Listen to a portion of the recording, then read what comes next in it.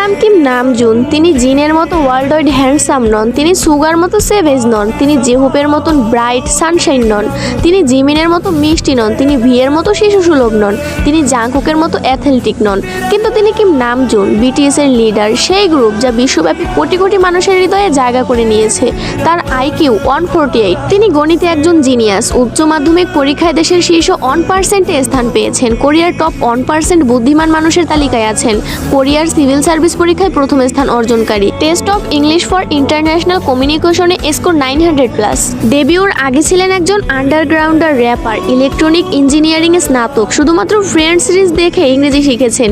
3টি ভাষায় কোরিয়ান, ইংরেজি এবং জাপানিতে দক্ষ।